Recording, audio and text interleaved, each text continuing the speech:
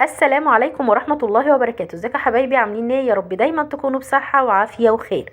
فيديو جديد من محبتنا في اكلتنا، وزي ما انتم شايفين كده معانا قوالب صابون وعاملين صابون. كان عندنا حبة زيت كده، ما اظنش ان احنا هيبقى عندنا زيت تاني، فيعني يلا. المهم يعني ده كنا عاملين الصابون، وشايفين شكله كان عامل ازاي بعد بقى ما نشف. شفتوا عمل ازاي؟ انا مصوره لكم كده وانا حاطاه في البلكونة. يعني انا حاطاه فرشه كده على صينيه كبيره، طبعا حط عليها ورق، يعني هي صينيه المونيا فحاطه ورق. ففرشته، فما شاء الله بقى باللون اللي انتوا شايفينه ده، بقى صلب جدا. حاولي على قد ما تقدري لما تعملي الصابون هويه. لو في مكان فيه شمس بلاش منه، يعني انقليه من المكان ده. ده بقى طبعا اللي نفضته من القوالب يعني. انتوا شايفين الحجم القوالب، هتشوفوه معايا الفيديو للنهايه وهتعرفوا. الصابون اللي نازل ده كان من القوالب، فمسحته بالسكينه كده ونشف مع الصابون يعني. دي حته بقى كده من عشه الحمام بوريكم يعني. يومنا بيبقى عامل ازاي وصباحنا. هو ده ما كانش الصبح، يعني كان الظهر مثلا. المهم يعني كان عندنا حبه زيت زي ما قلت لكم. ما اظنش بقى ان احنا يبقى عندنا زيت تاني خلاص. حاولوا على قد ما، انا متهيألي الزيت اللي هيفضل هنشربه يعني. استخسار. شوفوا القطط الجميله، شكلهم حلو، شكلهم اخوات اصلا. نرجع للصابون بتاعنا. الصابون الصلب بقى احنا عملناه معاكم بكذا مره، يعني كذا فيديو على القناه هتلاقوا طريقه الصابون الصلب بالبرتقال، وطريقه الصابون الصلب العاديه، وهنقول مقاديرنا تاني قبل ما ندخل على الفيديو برضه عشان تبقوا مصحصحين معايا. بصي، لا انا كان عندي حبه زيت كتار يعني. ف... فانا هنقول المقادير هنقوله لمثلا المج البوتاص. انا بستخدمه بالمج. مج البوتاص ليه 4 مجات من الزيت. مج البوتاص 4 مجات من الزيت، وكوبايه من الميه بتاع الليمون، او كوبايه ميه. يعني انا ده كان عندي ليمون فغليته فحطيت ميه. هو المفروض كوبايتين لان انا كان عندي مجين من البوتاص بس. انا استكفيت بالميه دي، هو مج واحد كان كفايه يعني. فحطيت مج ميه وحطيت مجين من البوتاص، حطيت 8 اكواب من الزيت. وخلي بالك ان المج ده هو مقياس يعني. خليه هو بقى المعيار بتاعك في كل حاجه يعني. اللي هتوزنيه بالزيت توزنيه بالبوتاص توزنيه بالميه. هنا بقى حطيت مجين زي ما انت شايفه كده، وبعد كده بقى هجيب الزيت انا صفيته بشراب. يعني عارفه بيشيل كل الشوائب اللي في الصابون، فبيديكي صابونه حلوه زي ما انت شفتيها كده. يعني اول في بدايه الفيديو انا شفت الصابون، طبعا الزيت كان مهلوك، يعني مش عايزه اقولك اني قليتين وتلاته، لا ممكن يكون 15 قليه ولا حاجه، فالزيت كان محروق المفروض يعني. فتقولي صحتك بقى ومش صحتك، الحمد لله. فايه صفيته بقى بالشراب. فما شاء الله ديكي شفتي شكل الصابون في الاول كان عامل ازاي، ابيض وجميل جدا. هو لونه بقى اصفر كده وهو لسه طري، لان الزيت ما كانش نضيف يعني. المفروض الزيت مقلي بيه كتير، مهلوك بمعنى اصح. بس ما شاء الله بعد ما نضف، بعد ما نشف، ما شاء الله شفتي لونه كان عامل ازاي. الريحه كمان كانت حلوه. الكرتونه اللي انتوا شايفينها دي ده الصابون القديم اللي احنا كنا عاملينه مع بعض، صابون البرتقال والصابون اللي هو كان اول صابون عملناه، وصابونه القلب اللي احنا كنا عاملينها مع بعض. لو تفتكروا تصليح الصابون البايظ ده فيديو برضو موجود عندكم على القناه، هتلاقوه اللي كنا عاملينه بالاشكال القلب ده. ودي صابونه البرتقال ما شاء الله ناشفه برضو وحلوه، وعملت منها صابون سائل كتير حلوه جدا. لبست الجواندي بقى، باركولي على الجواندي، جبت جواندي بصراحه مش انا اللي جبته يعني، جوزي. المهم يعني ده كان عندي مقدار 4 مجات، فكملت تاني ب4 مجات، بس طبعا صفيته بعيد عنكم لان انا مش عارفه اتعامل بالجواندي. الجواندي بصراحه بيبقى قلقني. انا هنا بقول لك مجين البوتاص ليهم 4 مجات. لا، مج البوتاص ليه 4 مجات من الزيت، مجين البوتاص ليهم 8 مجات من الزيت. هضيف بقى الزيت دلوقتي وهوريكي المفروض انا هعمل ايه. بصي، اهم حاجه في الصابون او اي منظفات التقليب المستمر. قلبي على قد ما تقدري، هتاخدي نتيجه حلوه قوي ان شاء الله في الفتره الجايه باذن الله يا رب كده.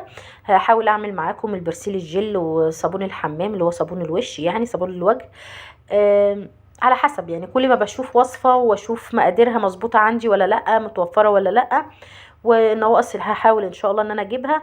و نحاول بقى نوفر في بيتنا، لان الفتره دي فعلا محتاجه ان احنا نوفر على قد ما نقدر. على قد ما تقدري وفري. البلد في حاله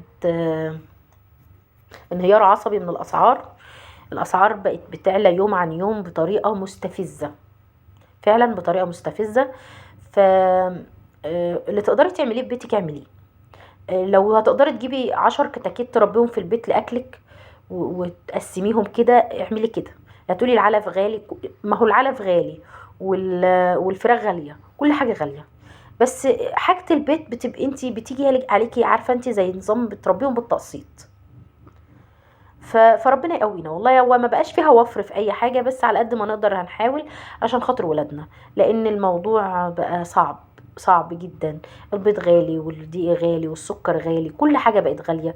بقت يعني الحمد لله اللي نقدر نقوله الحاجه غاليه، بس ربنا يعني ايه يقوينا ويجعلها متوفره على قد ما نقدر. مع اني عارفه ان انا يعني برد على نفسي وانا بتكلم دلوقتي، ما دام غاليه ومفيش فلوس ليها فهتبقى متوفره ازاي حتى لو قدامك؟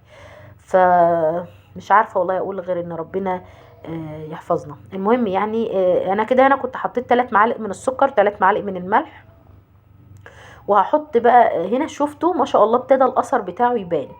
بس هنا بقى ترسب ده مش ملح ولا سكر، ده ترسب الزيت، لان الزيت مستخدم كتير قوي. فمع البطاطس عمل الغدغده اللي انتوا شايفينها دي، فمع التدويب يعني هيبقى حلو.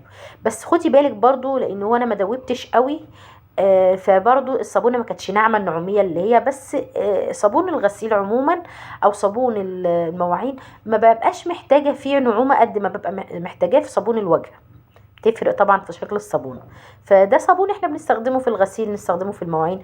وعشان تستخدميه بطريقه امنه امنه بعد 40 يوم، عشان الماده الكاويه اللي فيه تروح. هنا بقى كنت حاطه 4 معالق من الخل، وحطيت كمان معلقتين، مقدار معلقتين من اسمها ايه بنسى اسمها، البيكربوناتو، وملح الليمون. يعني معلقتين من ده ومعلقتين من ده، واحط كمان حبه جليسرين معايا عشان خاطر نعومه الايد بقى والكلام اللي انتوا واخدين بالكم منه ده. هفضل بقى اقلب زي ما انت شايفه كده، اقلبه كتير قوي. هنا بقى هنزل بالماده اللي هتخلي ريحه الصابون في حته تانية، مش هتخلي فيه ريحه زيت قوي. ده كمان في الصابون السائل بيديله رغوه، عشان تبقي فاهمه. يعني عارفه انت الدهنينه اللي بتبقى في الصابون البلدي ده الاوكسي ده، او اي مسحوق جل، بيخلي الصابونه معاكي حلوه، بترغي حلو، ما فيهاش دهنينه الكلام ده يعني. فانا حطيت 2. عايزه انت تحطي اكتر براحتك. عندك صابون سايل نضيف، حطي كوبايتين ولا حاجه منه، او كوبايه، وكله بتوفر. يعني احنا هنعمل منه صابون بعد كده، وبنعمل منه حاجات تاني. يعني عجينه الصابون اصلا، العجينه اللي هي الخام بتاعه الصابون ده، احنا بنعمل منه عجينه تستخدميها في كل حاجه، يعني في البرسيل الجل، في كل حاجه. فان شاء الله يعني في الفيديوهات الجايه ادعوا لي بس ان انا اقدر اوفر بعض المكونات من الحاجه دي، لان ده مجال جديد عليا، فانا معرفش فيه اي حاجه يعني. فهحاول على قد ما اقدر ان انا ابحث كده واشوف، واقدر الى حد ما يعني ال3-4 اللي متابعيني نستفاد مع بعض، بس مش اكتر من كده. فلو انت بقى كنت وصلتي معايا لحد هنا، ما تنسيش اللايك والشير وتفعيل الجرس لمحبتنا في اكلتنا. هنا بقى المفروض ان هو خلاص بقى الاثر بتاعه باين. لو عايزه تضربيه اكتر من كده عادي، عايزه تصبيه بالشكل ده عادي. هو كل ما هتضربيه هينشف معاكي بسرعه. انا عايزه اقولك ما كملش معايا ساعتين مثلا، ما كملش يعني، ما كملش ساعتين، والحمد لله كان اثره بان. كان اثره ايه، كان نشف وبقى تمام يعني. هنا بقى القالب بتاعي اهو زي ما انت شايفه. القالب ده برضو عموله، حطيت تحتيه كيس مشمع زي ما انت شايفه كده، عشان خاطر الصابون اللي يطلع منه يبقى اعرف المه بعد كده. انا كنت عملته قبل كده برضو بالطريقه دي، وعايزه اقولك ان انا كان عندي كنت لما علب بلاستيك كده، وقلت هعمل بيها بس نسيتها خالص. هنا بقى هصبه في الشفشه اللي انت شايفاه ده، عشان خاطر يسهل عليا عمليه الصب يعني. ما شاء الله ما شاء الله حلو يعني. لو قعد اكتر من كده هيصلب في الحله. يعني بسرعه بقى صبي كده وسويه وظبطي امورك، والدنيا ان شاء الله تبقى تمام. على قد ما تقدري وفري في بيتك. توفير في البيت بيحسسك بقيمتك، بيحسسك هو ده دورنا في الحياة. يعني زمان كنا بنشوفهم او ما كناش بنشوفهم، كنا بنسمع عن ستاتنا وابهاتنا وجدودنا بقى، جدود وجدود. يعني انا في مسلسل، هو مش بعمل له دعايه بس هو طبعا مش محتاج دعايه ما شاء الله يعني، مسلسل ارطغرل. المسلسل ده الستات فيه بيعملوا كل حاجه، كل حاجه بيعملوها، حتى السجاد بيصنعوه. ف نحاول نعيش بقى الايام دي، نرجع بقى ندور بقى كده، والستات بقى الرايقه اللي قاعده في بيوتها بقى كده وباديكير ومانيكير والحاجات دي انسيها يا ماما بقى خلاص. فحاولي اعملي صابون، ربي فراخ، ربي طيور. الفترة اللي جاية دي محتاجة انك انت يبقى عندك اكتفاء ذاتي من كل حاجة. فحاولي على قد ما تقدري، بصي اعملي وحاولي وغامري. وهو اصلا التوفيق بتاع ربنا مش بتاعك، وانت بتعملي اللي عليكي يعني، وربنا هو بقى الموفق والمستعان، وربنا يقوينا على الايام الجاية من كل ناحية. آه، مش هقدر اقول غير حسبنا الله ونعم الوكيل. في اي مسؤول ما يقومش بدوره صح. يعني في ناس بتتوهم ان هي قايمه بدورها كامل متكامل، وهم افشل خلق الله. فاهم حاجه ان احنا نكمل وصفه الصابون بتاعتنا وما نخرجش عن قلوب الموضوع. هنا بقى صبيته زي ما انت شايفه كده في القوالب دي، وبعد كده هسيبه بقى لما ينشف على الرخامه كده، وهشيله. انا المفروض ان انا شيلته يعني سقطته من القوالب دي وشيلته تاني يوم، بس هو كان ما شاء الله بان اثره كان نشف وصلب من بعد ساعتين مثلا. فانا سبته، قلت عشان ايه يبقى الدنيا حلوه يعني، او انا شلته من بالليل مش فاكره والله. المهم يعني انه ما كملش ساعتين وتصلب. فانتي استعجلي كده في انك انتي تعمليه وتصبيه. اشوفكم على خير في فيديوهات تانية اجمل واحسن. مع السلامه.